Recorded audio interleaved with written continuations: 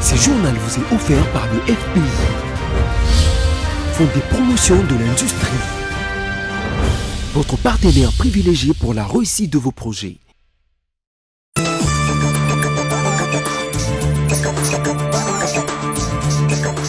Mesdames, Messieurs, merci de suivre BSC TV pour vous informer.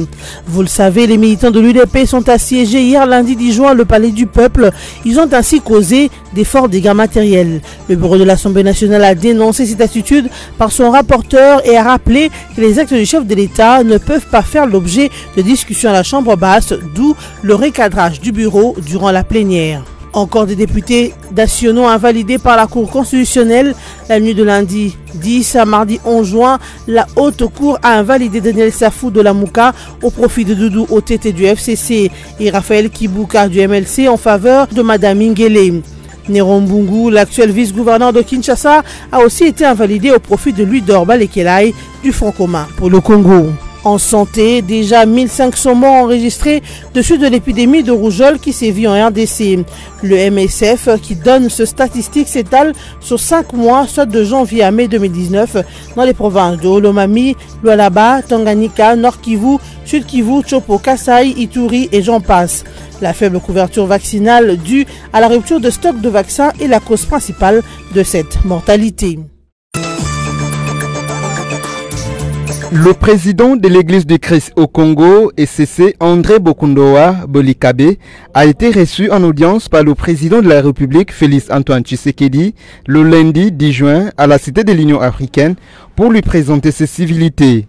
Au sortir de l'audience, le numéro 1 de l'ECC a déclaré qu'il est venu en visite de courtoisie car depuis que le président de la République est à la tête du pays, il ne l'avait pas encore rencontré. Il a en effet saisi cette occasion pour présenter à Félix Tshisekedi, au nom de l'Église du Christ au Congo, ses sincères félicitations pour la victoire de l'élection présidentielle de décembre 2018.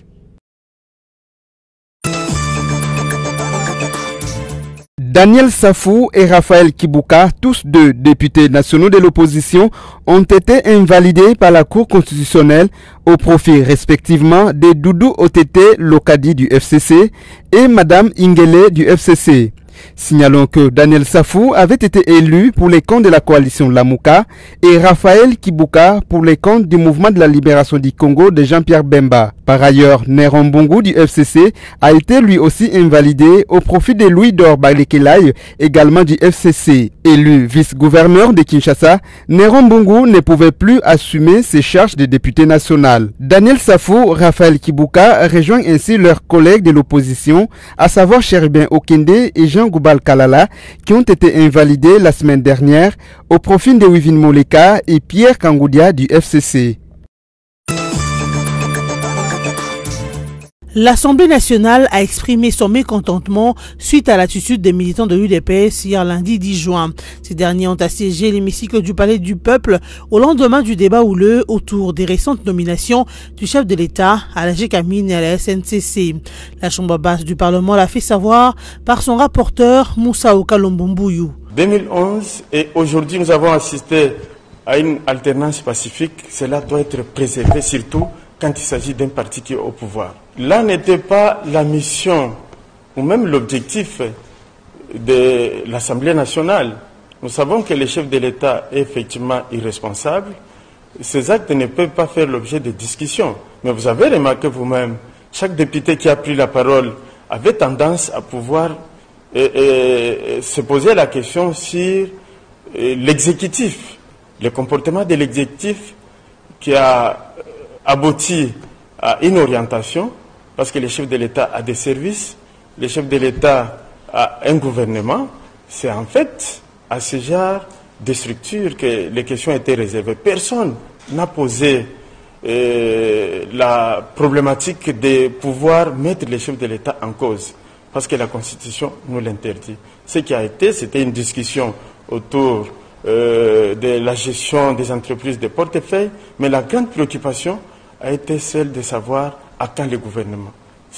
D'ailleurs, c'est un député de l'opposition qui a soulevé cette motion, qui condamnait énergiquement le comportement de la coalition FCC-CACH, qui tardait dans les discussions pour que la population puisse avoir un gouvernement, pour que les problèmes d'insécurité qui se posent dans l'est du pays, pour que la situation des maladies comme Ebola soit résolue.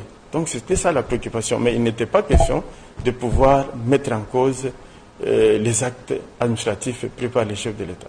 Et à tout moment, l'honorable président recadrait tous ceux qui prenaient la parole et vous avez été témoin. La présence massive de militants de l'UDPS au siège de l'Assemblée nationale pour s'opposer aux propos des élus et ont débattu sur les récentes nominations du chef de l'État à la SNCC et à la GECAMIN n'est pas passé sans dégâts. Les véhicules ont été cassés et certains élus ont également été brutalisés au point de se faire déchirer les vêtements. Un des élus de la circonscription électorale de la Tchangou est parmi les victimes. Bon, c'est dommage d'abord, c'est regrettable. Je pense que nous sommes en train de descendre trop bas. Je venais au Palais du Peuple pour une réunion convoquée dans le cadre de notre groupe parlementaire aux alentours de 12h30. J'arrive devant la porte. Devant moi, il y avait, je pense, des véhicules de deux qui doivent être aussi des collègues. Et je pense que ces véhicules-là sont endommagés parce qu'il est vraiment cassé. Je ne savais vraiment pas qu'est-ce qui s'est passé.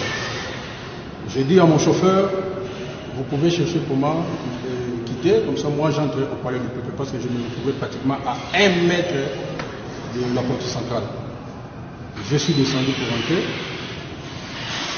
Les gens que j'ai trouvés là, Binoba député Boko Tawate, sérieusement injurier la présidence du tribunal.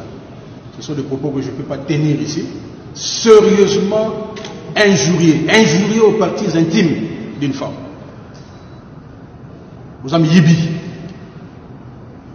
Je ne savais vraiment pas. Et après on me dit que ce sont des militants de l'UDPS. Je regarde, je vois quand même les drapeaux. Regarde. Ça, on peut faire ça à un élu. Et je dis merci à la police.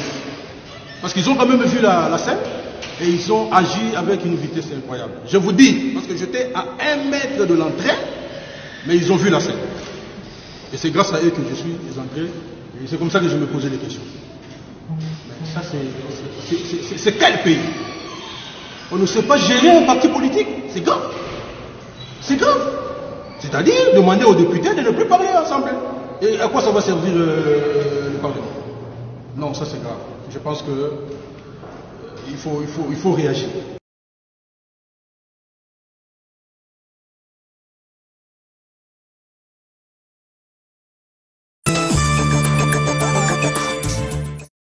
L'UNAFEC n'est concerné ni de près ni de loin par le comportement dit barbare et irresponsable des inciviques dans la province de l'ex-Katanga, brandissant les drapeaux de l'État indépendant du Katanga et revendiquant son indépendance.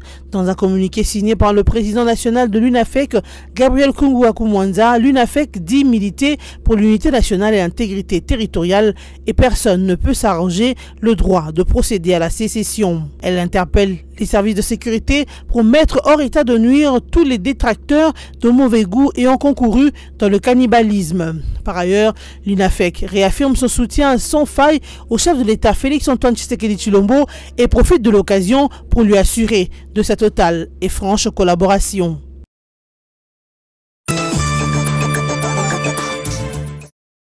« 756 millions de francs congolais et 2 680 000 dollars américains, c'est la dette que le Sénat doit payer à la banque commerciale BIAC au titre des crédits non remboursés. Cette révélation a été faite dans un courrier de la BIAC datant du 29 mai 2019 du département des recouvrements de la banque adressé au président du bureau provisoire du Sénat. La BIAC s'est plaint que le Sénat n'ait pas honoré ses engagements depuis plusieurs mois en remboursant les crédits contractés. Bien que le courrier ne précise pas à quand remonte exactement cette situation, elle indique toutefois que cette dette s'étale sur la dernière législature qui va de 2007 à 2019 quand Léon Kingo-Wadondo a été le président. Outre la BIAC, la Chambre haute du Parlement doit aussi une somme de plus de 2 500 000 dollars américains à la Société nationale d'électricité SNEL. Ce, pour avoir utilisé l'électricité sans payer, indique une correspondance du département des recouvrements de la SNEL. La SNEL invite donc le président du bureau provisoire du Sénat à faire preuve de bonne foi en payant ces montants contractés sous la présidence de Léon Kingo-Wadondo. 3 mois déjà depuis que la députée nationale honoraire Chibi Chabene est alitée sur recommandation de son médecin suite à une chute accidentelle dans son appartement qui lui a déboîté un os au niveau du bassin. Informée, Marie-Olive Lembe Kabila, qui a toujours eu des relations très amicales avec cette ancienne députée nationale, lui a rendu une visite de réconfort. L'ex-élu Chibi Chabene explose de joie. Karibu mama, karibu. Mzuri mama. Niko bien mama. Nilikuwa nakulia mama.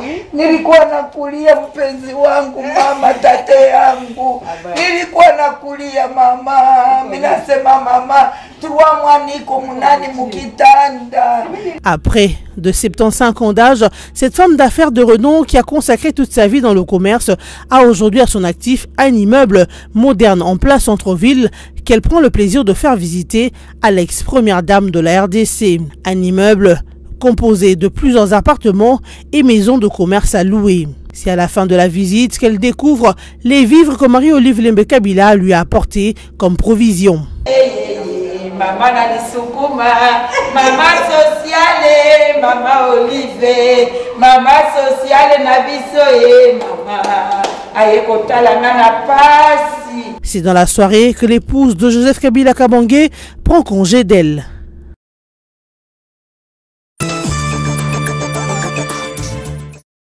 L'épidémie de rougeole qui sévit en République démocratique du Congo devient de plus en plus préoccupante. Plus de 1500 personnes sont mortes, principalement des enfants, au cours des 5 premiers mois, soit de janvier à mai 2019, a révélé l'ONG Médecins sans frontières MSF lundi 10 juin 2019 dans un communiqué. Cette organisation médicale et humanitaire qui prend part aux opérations de riposte contre cette maladie affirme faire face à l'ampleur croissante de cette épidémie depuis le début de l'année aux côtés des équipes locales du ministère de la Santé dans 10 provinces de la RDC. Ces provinces sont notamment le Olomami, le Lualaba, le Tanganyika, le Nord Kivu, le Sud Kivu, la Chopo, le Kasaï central, le Haut-Ouélé et l'Ituri. Par rapport à sa propagation, le MSF indique que cette épidémie de rougeole risque d'être la plus meurtrière depuis sa forte résurgence dans le pays en 2011-2012. Elle précise pendant que leurs équipes de riposte sont déployées dans de nouvelles zones de santé installées afin de lutter contre la vitesse de la propagation de cette épidémie. Dans les provinces surnommées de la République démocratique du Congo, plusieurs facteurs expliquent sa récurrence et l'ampleur de sa propagation à grande échelle. Parmi ces facteurs, la faible couverture vaccinale entraînée par la rupture des stocks de vaccins, des conflits armés, un système de surveillance affaibli, un problème d'accès financier ou géographique aux structures de soins et autres, a fait savoir l'organisation humanitaire Médecins sans frontières.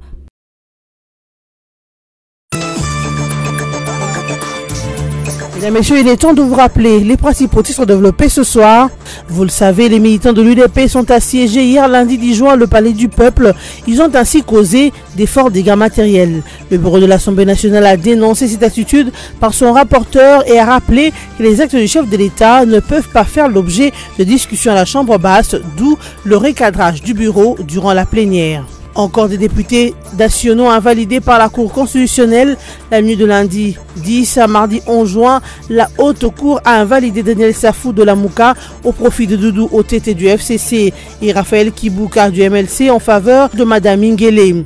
Néron Mbungu, l'actuel vice-gouverneur de Kinshasa, a aussi été invalidé au profit de Louis-Dor Balekelai du Front commun pour le Congo. En santé, déjà 1500 morts enregistrés dessus de l'épidémie de rougeole qui sévit en RDC.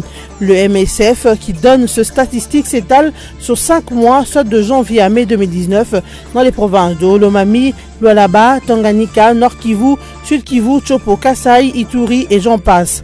La faible couverture vaccinale due à la rupture de stock de vaccins est la cause principale de cette mortalité. Ce journal est terminé. Merci de votre fidélité à BSC TV.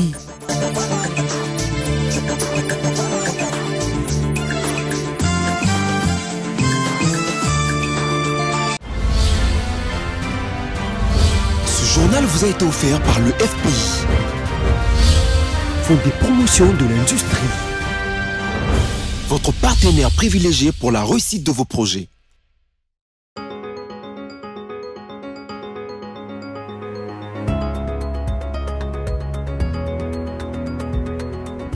Bienvenue à tous dans la lecture des journaux en ligne du mardi 11 juin 2019. Forum de ZAS titre « Ayant pris d'assaut le siège du Parlement, les combattants ont fait la loi hier au Palais du Peuple. Au regard des violences enregistrées, deux voix s'élèvent pour inviter les tandems Tshisekedi-Kabila à révéler à leur base les contours de leur deal journée folle lundi 10 juin au siège du Parlement congolais. Vers 11h, deux centaines de combattants de l'Union pour la démocratie et les progrès sociaux, partis au pouvoir, ont fait exploser les alentours du Palais du Peuple, scandant des chansons hostiles et teinté d'injures à Madame Janine Mabunda, présidente de l'Assemblée nationale. La foule en colère s'est déployée sur l'ensemble du périmètre du siège du Parlement. Mais leur détermination à franchir l'hémicycle est aussitôt dissuadée par deux éléments de la police nationale congolaise commise à la sécurité du palais. Malgré cette résistance policière, les manifestants n'ont pas décoléré, bien au contraire. Plus les minutes et les heures avançaient, plus les climats autour du Palais du Peuple devenaient davantage tendus. Toutes les entrées du siège du Parlement hermétiquement fermées, des centaines de combattants en moto improvisent une sorte de patrouille diurne sur le périmètre du palais. Objectif, veiller au mouvement des députés nationaux. Cible privilégiée, Janine Mabunda.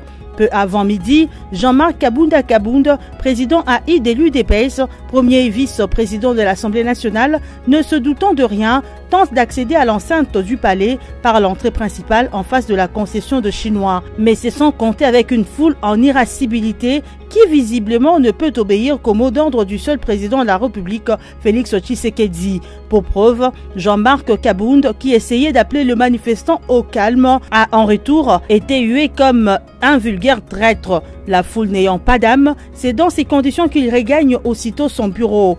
Le deuxième vice-président du bureau de l'Assemblée nationale, Boniface Balamagé, est physiquement agressé. Sa Jeep Prado caillassée s'en sort avec le pare-brise arrière défoncé sur l'aile droite du véhicule. Les observateurs estiment qu'il appartient désormais au leadership de l'UDPS de faire comprendre à la base du parti qu'ils ont leurs députés à l'Assemblée nationale et que seuls ces derniers sont investis de plein pouvoir d'apporter la contradiction soit à une matière en discussion, soit à un sujet qui heurte certaines sensibilités. Actualité.cd titre quant à lui, accusé de mégestion, Kasonga Chilunde radié de l'UNPC et de la presse. Joseph Boukar Kasonga Chilunde a été déchu de l'Union nationale de la presse du Congo, structure qu'il dirige depuis 5 ans déjà. La décision a été annoncée le lundi 10 juin dernier par la commission de discipline et d'éthique professionnelle, tribunal de pair de l'UNPC. L'UNPC reproche à Kasonga Chilunde d'avoir abusé de ses prérogatives en tant que président de cette corporation de journalistes, notamment en se livrant à une mauvaise gestion des fonds alloués à la structure. Kasonga Chilunde a ainsi violé gravement les statuts de l'Union en ses articles 29, 32 et 33 qui réglementent la gestion financière de l'Union. On sait que les actes financiers sont conjointement signés par le trésorier général, le président de l'UNPC et le secrétaire général. Au lieu de cette procédure, le président de l'UNPC a instauré sans l'aval du Congrès, seule habilité à modifier les statuts, le manuel des procédures comptables non prévus par les statuts dans lesquels il écarte des actes financiers les signatures du secrétaire général et de la trésorerie générale en se positionnant seul signateur. RDC, deux prévenus s'accusent d'avoir joué un rôle important dans le meurtre des experts de l'ONU. C'est les titres de la radio Okapi qui nous permet de chuter. Une nouvelle audience du procès de présumés meurtriers des experts de l'ONU au Kasaï a eu lieu lundi 10 juin. L'ancien témoin vedette Jean Bosco Mukanda a été confronté à Vincent Manga. Les deux prévenus se sont accusés d'avoir joué un rôle important dans l'exécution de Zaïda Catalan et Michael Sharp.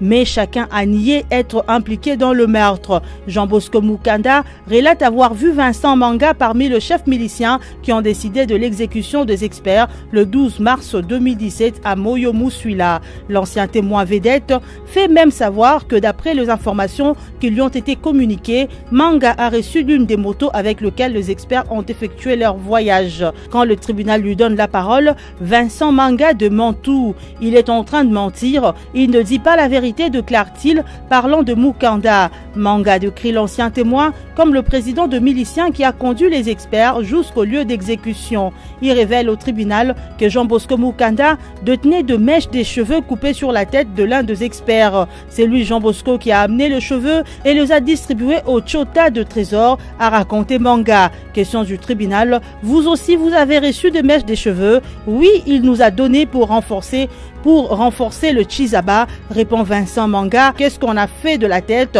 Demande encore le président du tribunal. Je ne sais pas, c'est lui le président qui sait, répond Vincent Manga. Interrogé sur ces accusations, Jean Bosco Mukanda nie à son tour, affirmant n'avoir été que de passage à Moyomu Suila, c'est 12 mars 2017. Ainsi s'achève cette lecture des journaux. Merci de nous avoir écoutés. Restez branchés sur BSC TV.